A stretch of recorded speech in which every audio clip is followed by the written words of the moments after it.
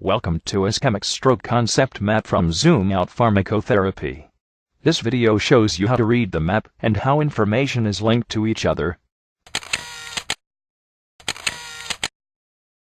The map starts by the warning signs of stroke, which result from sudden loss of blood circulation to an area of the brain. Once the patient reaches the emergency department, diagnostic procedures are done to exclude other causes of neurologic deficit and to establish the type of stroke, whether it is ischemic or hemorrhagic.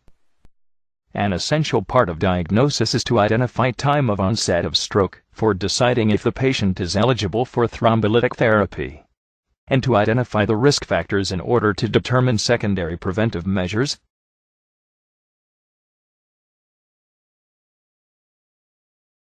Ischemic stroke is caused mainly by cerebral artery occlusion, which occurs due to one of the following three mechanisms, either thrombotic occlusion, embolism, or systemic hypoperfusion.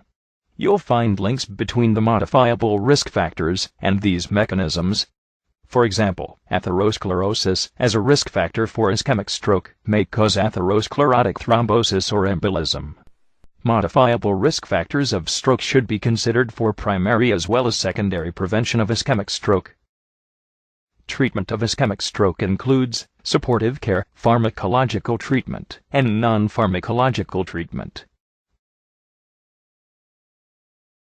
Regarding pharmacological treatment, it includes mainly thrombolysis using the fibrinolytic agent alteplase, then antithrombotic therapy using antiplatelet drugs and anticoagulants.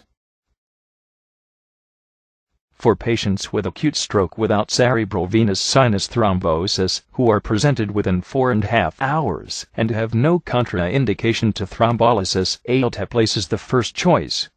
However, for those who are presented after 4.5 hours or have contraindications to thrombolysis, aspirin is the first choice. And for acute stroke with cerebral venous sinus thrombosis, full-dose anticoagulation treatment with heparin, then warfarin is recommended. Antithrombotic therapy also plays a role in secondary prevention of ischemic stroke. In case of non-cardioembolic stroke or transient ischemic attack, antiplatelet therapy is recommended for secondary prevention. But in case of cardioembolic stroke, warfarin is used instead. Low-dose subcutaneous unfractionated or low molecular weight heparin have a role in prophylaxis against deep vein thrombosis and pulmonary embolism that usually threaten immobilized stroke patients. Anticoagulants should be used with high consideration to the potential risk of bleeding as an adverse effect of these agents. Non-pharmacological therapy including carotid endarterectomy or carotid angioplasty and stenting are considered for secondary prevention for selected patients with carotid artery stenosis. Back to alteplase for more details.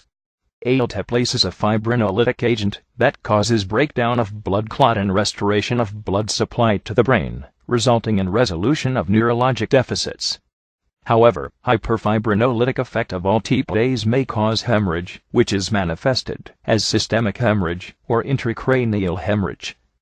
Accordingly, ischemic stroke patients should be monitored for the signs of hemorrhage and managed as needed. The patient should also undergo neurological assessment and blood pressure measurement.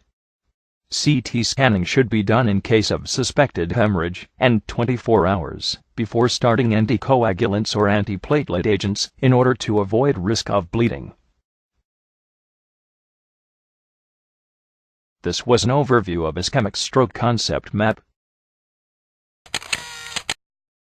For more about ischemic stroke and other diseases, please visit www.zoomout-ph.com. Thank you.